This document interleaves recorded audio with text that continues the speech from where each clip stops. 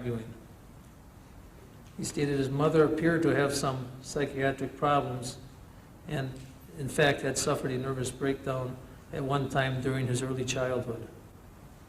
He stated that she was on medication, had been seeing a doctor for much of the time. He states that he was advised by relatives that his mother had suffered a postpartum depression after he was born.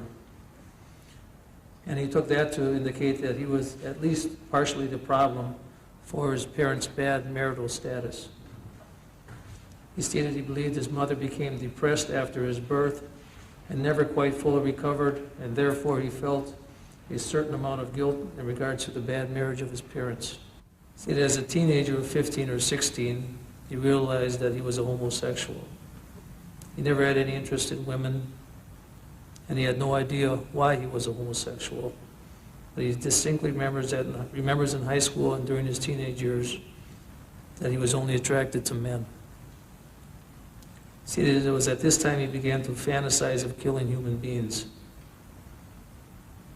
He also began picking up animals which were found on the road, which had been killed apparently by other vehicles. He would bring them home to his house, and he would use a knife in order to cut them open, and see what was inside of them and what they looked like. See, at the time his mother took his younger brother, who was approximately 6 years younger than him, and she moved out and left him alone in the house. He said at this time he started having strong feelings about being left all alone, and it was at this time he remembered having strong desires for not wanting to have people leave him. He stated that at this time he began hating to sleep alone at night. He further indicates that it was about this time in his life that he became familiar with alcohol, and he immediately became a heavy drinker and abused alcohol on a regular basis. The timing of his first fantasies of bringing another person under his control in order to engage in sexual behaviors was sometime during the high school years.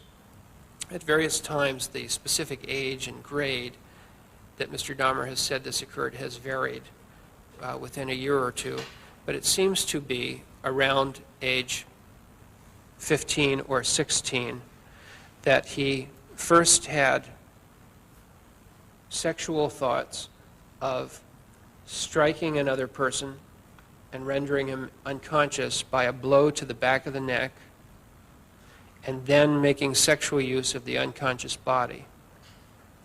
The first time he tried or meant to act on that was when, at around that age, he found a particular male jogger attractive to him, and he, I believe, broke off a baseball bat, and then he concealed himself in some brush near where the jogger was expected to pass, with the idea that if the jogger came by, he would strike him on the back of the neck, make him unconscious, and enjoy the man's body sexually for a time. The jogger didn't come by, and so that didn't come to pass, and Mr. Dahmer never saw the man again. But that seems to be the first effort to put this fantasy into action. In the summer of 1978, he then had a car and was living alone at the house. He had been drinking and was returning home when he saw a hitchhiker. The hitchhiker was not wearing a shirt, and he debated about whether or not to pick him up. He finally decided to pick this man up. The man's name was, and it's all right to mention the names of the victims. That's not. His name was Stephen Hicks, who was approximately 19 years of age. Stephen Hicks got into the car and agreed to go back to the house, to Jeffrey's house. Jeffrey reported that they talked and smoked some marijuana. He reported that it was clear to him that Stephen Hicks was not gay, however he wanted to keep him there. While Stephen was sitting on the bed, Jeffrey hit him in the head with a barbell and then strangled him with that barbell. Jeffrey recalled having smoked 1 or 2 joints and had consumed a 12-pack of beer that day. The next morning, he went to the store and purchased a large hunting knife, and he went to the crawl space and dismembered the body. He cut off the arms and legs. He recalled opening up the belly.